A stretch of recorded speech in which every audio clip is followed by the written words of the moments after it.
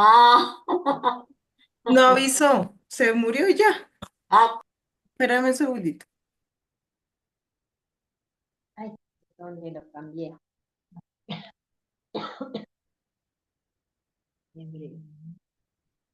Colosenses. Colosenses. Estaba en Colosenses 3.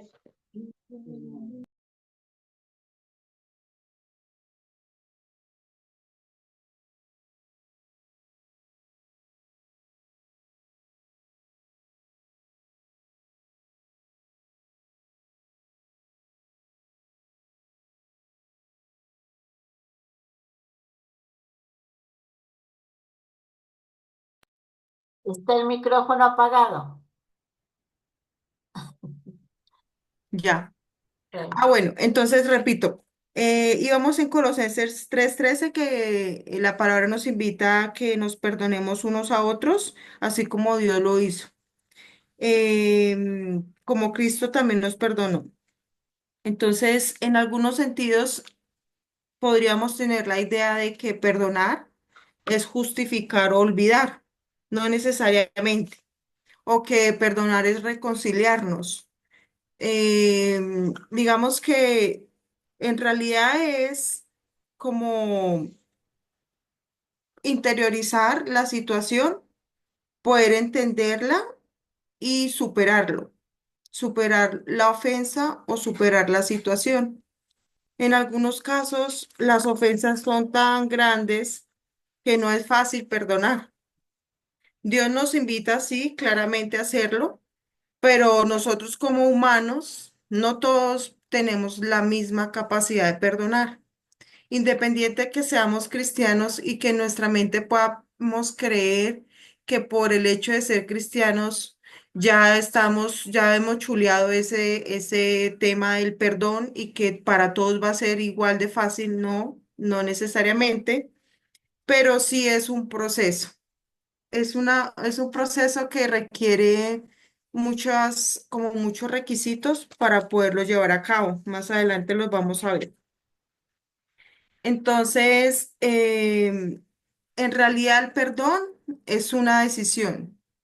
Yo tomo la decisión de perdonar a la otra persona, porque podría fácilmente decir, yo no la perdono, no la puedo perdonar, o decir, sí, voy a tomar la decisión de perdonarla. En nuestro caso puntual, es un tema para nosotros indispensable y necesario. Dios nos lo exige, porque indica que nosotros no podemos tener comunión con Él si estamos enojados con nuestro hermano.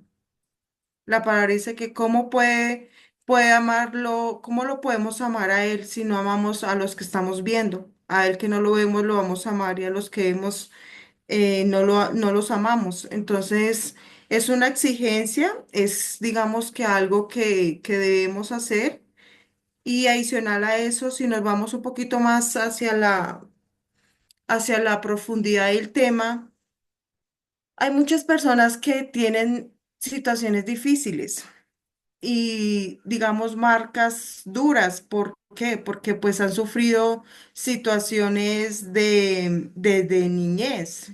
La niñez es trascendental en nuestras vidas y muchas de esas situaciones que pasan en la niñez trascienden a la adultez y persisten con el tiempo. Entonces fácilmente podemos escuchar gente diciendo, yo a esta persona que me hizo X cosa en determinada edad no la he podido perdonar y no la voy a perdonar. Entonces son personas que mantienen con un estado constante de amargura, de tristeza y de angustia, y de ansiedad también, porque hay personas que se van mucho más allá de eso, sino que personas que pueden estar deprimidas, ansiosas y todo el tiempo tristes, porque sienten que esa parte de su vida anterior no la han podido superar.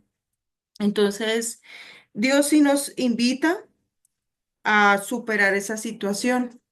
Como lo dijo en su momento en Filipenses 3:13, en este caso el apóstol Pablo, hermanos, yo mismo no pretendo haberlo ya alcanzado, pero una cosa hago, olvidando ciertamente lo que queda atrás y extendiéndome a lo que está adelante.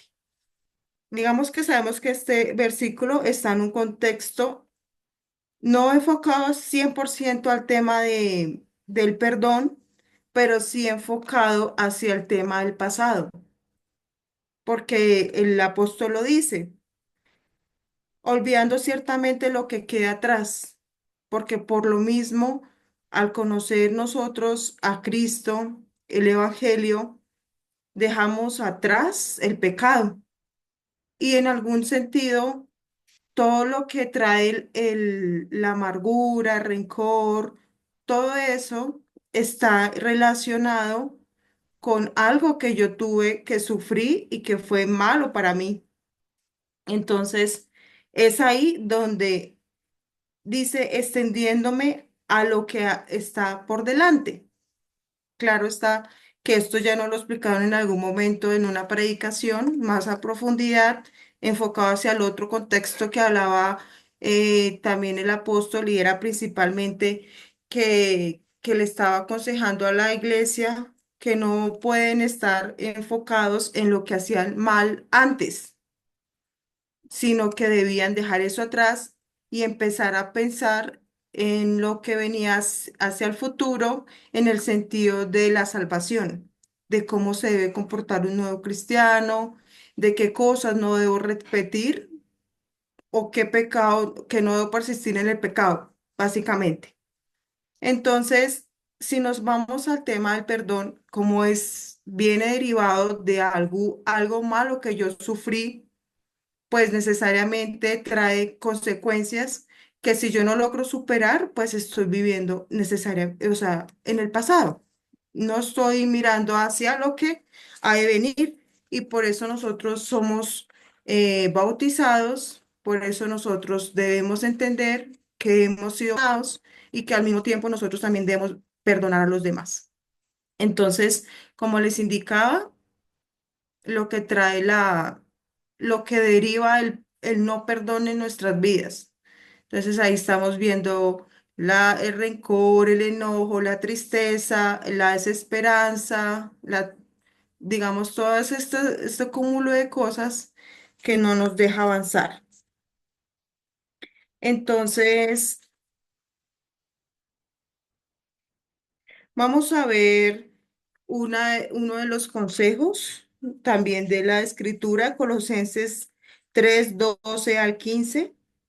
Vestidos pues como escogidos de Dios, santos y amados de entrañable misericordia, de benignidad, de humildad, de mansedumbre, de paciencia, soportándonos unos a otros y perdonándonos unos a otros si alguno tuviera queja contra otro de la manera que Cristo os perdonó, así también hacedlo vosotros. Y sobre todas estas cosas, vestidos de amor, que es el vínculo perfecto. Y la paz de Dios gobierne en vuestros corazones, a la que asimismo fuisteis llamados en un solo cuerpo y sed agradecidos. Entonces, aquí pues como que nos hacen entender que cuál es nuestra enfoque, nuestra misión. Resaltamos que dice que seamos santos, amados, de entrañable misericordia, benignidad, humildad y mansedumbre, paciencia. Son varias características que nos está resaltando el texto, muchas características, más de 7, donde nos indica cuál es el propósito, cuál debería ser nuestro actuar como escogidos de Dios. Y dentro de esta parte final habla que tendremos paz en nuestros corazones, porque haber sido perdonados, nos debe dar un gesto de gratitud. Al final indica eso. Y ser agradecidos. Entonces, básicamente es lo que nos indica que son las consecuencias o los resultados de perdonar. Vamos a ver algunos beneficios. Entonces, entre uno de los beneficios es tener libertad. La persona que no logra perdonar, desafortunadamente aún está siendo esclava de su pasado, de lo que la afectó en su pasado. Y Dios nos da este tema del perdón, es como un principio, como algo que debemos tener en nuestra vida. Y lo debemos hacer, o sea, lo debemos practicar. No solo es decir, che, el perdón, debemos perdonar, sino que principalmente nosotros debemos practicarlo. Por lo que les decía, nosotros no somos perfectos, desafortunadamente no estamos exentos de que algún día nosotros tengamos que perdonar y otro día tengamos que pedir perdón. Entonces, no, digamos que es un tema de doble vía, tanto yo perdono como la otra persona también debo yo perdonar, porque muchas veces las personas se les parece fácil que perdonar, pero no les parece fácil ir y pedir perdón. Adicional a eso, dentro de los beneficios es que hay unas compensaciones, porque de alguna manera esa compensación está relacionada a que nosotros entendemos en qué consiste el perdón de Dios. Si lo logramos entender, también implica no solo perdonar a las demás personas, sino perdonarnos a nosotros mismos, porque nosotros somos conscientes de qué errores hemos cometido en nuestra vida. No sería bueno que porque sabemos que cometimos errores en nuestra vida, nos estemos juzgando a nosotros mismos. Puede pasar también porque nos recriminamos el hecho de no haber hecho X o Y cosas en ciertas situaciones. Pero entonces nos devolvemos al pasado. Estamos viviendo en el pasado, no estamos superando nuestras situaciones. Y eso es lo que Dios no quiere con nosotros. Al nosotros perdonar y superar esa etapa, tenemos la posibilidad de restaurar nuestro corazón. ¿Cómo lo restauramos? Jesús decía en Lucas 23:34, Padre, perdónalos porque no saben lo que hacen, y repartieron entre sí sus vestidos echando suertes. Dios, Jesús en este versículo habla de que Él restauró a otros por medio de su sacrificio.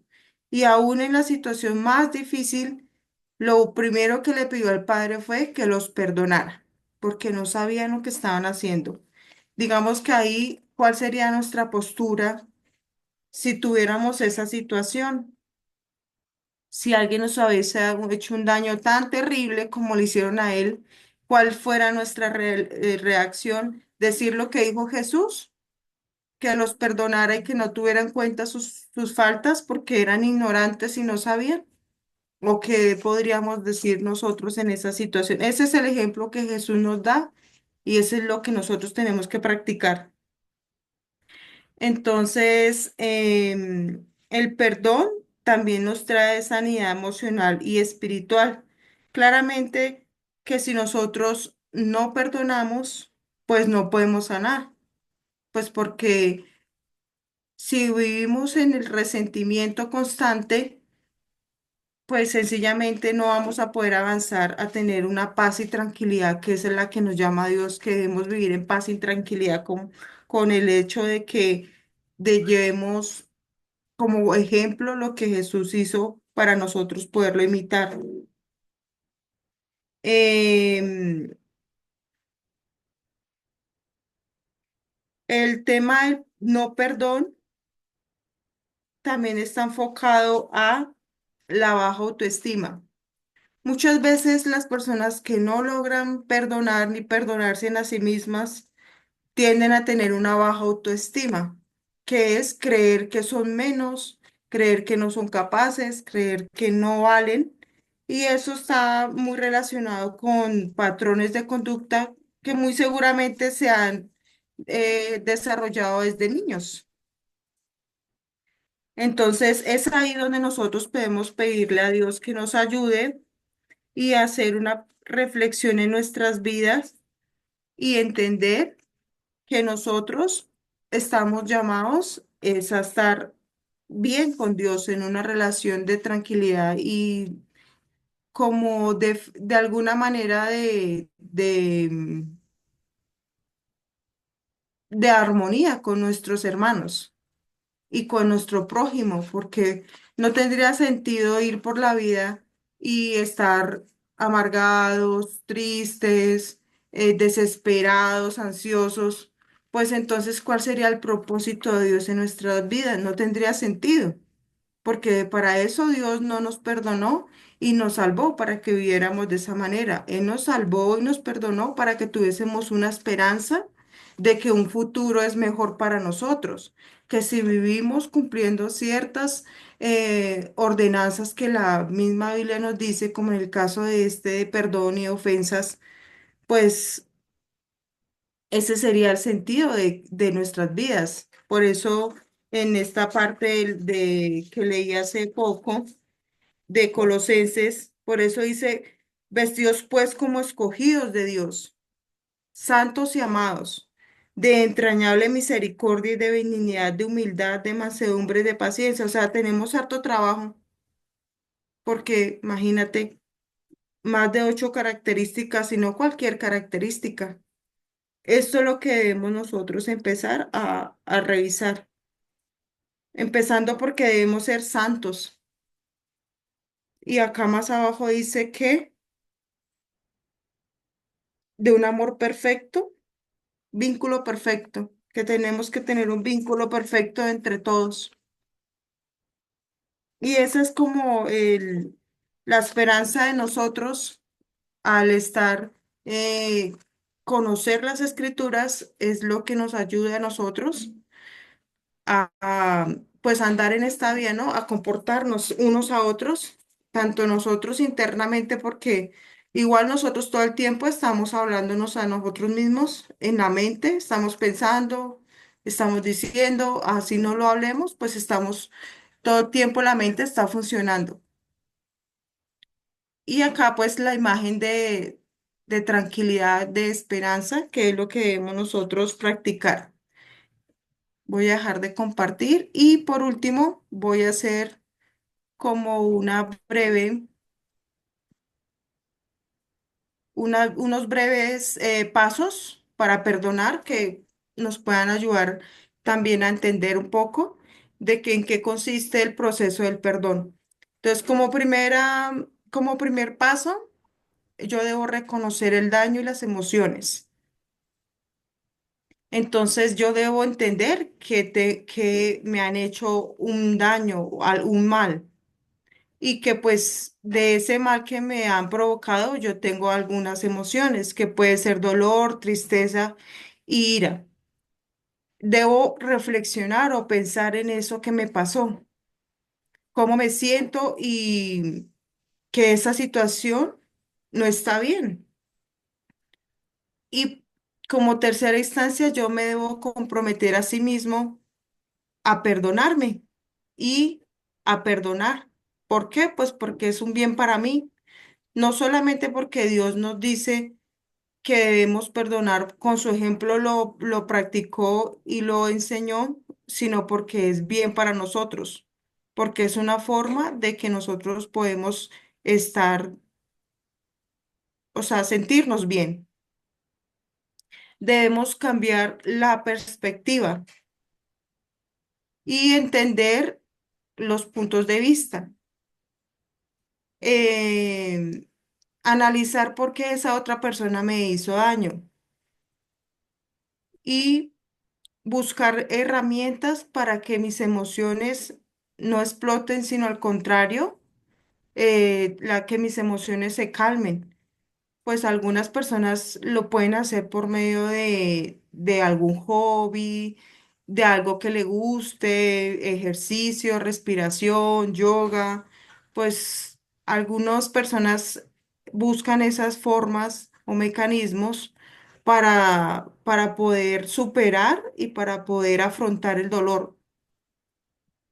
Y adicional a eso, hay una parte que debemos reconocer que no todo lo podemos controlar, que nosotros no podemos determinar cómo actúan otras personas. Otras personas, no puedo yo controlar que esas personas hagan o dejen de hacer cosas. No está bajo mi control. No soy responsable de lo que hacen los demás. Soy responsable de lo que yo puedo hacer o puedo cambiar en mí, más no de lo que los demás hacen. Eso no lo puedo tener en control. Y otra forma de controlar el tema del dolor es buscar actividades, o sea, en vez de estar pensando todo el tiempo en que esto me hizo daño, estoy mal, no lo voy a poder superar, o sea, enfocar mi energía, mis pensamientos en eso, lo que debo es pensar en actividades que me puedan ayudar a afrontar el dolor y a mejorar o a tener bienestar en mi vida. Esa es un mecanismo, o sea, no estar pensando todo el tiempo, sino accionar, actuar y pensar en qué actividades puedo hacer para yo poder disminuir o puedo manejar ese dolor. Y también está relacionado con tener una mente positiva y como pensar en lo que a mí me gusta, en lo que a mí me da tranquilidad, en lo que a mí me da paz. Y más que enfocarme en lo positivo es también actuar y pensar en esas cosas que debo hacer que me vayan a traer cosas positivas. Si por último yo veo que para mí no me es fácil, o sea, yo no puedo, o sea, no lo puedo hacer, es importante también pedir ayuda porque no todos tenemos las mismas capacidades para poder desarrollar estas estrategias. Entonces, si ya usted ve que definitivamente ha pasado determinado tiempo y no lo logro superar, no logro, es importante pues apoyarnos en personas que quizás tengan mejores herramientas y nos puedan ayudar. Digamos que ese es como el tema y las conclusiones que podríamos tener. Y pues eso es todo, hermanas.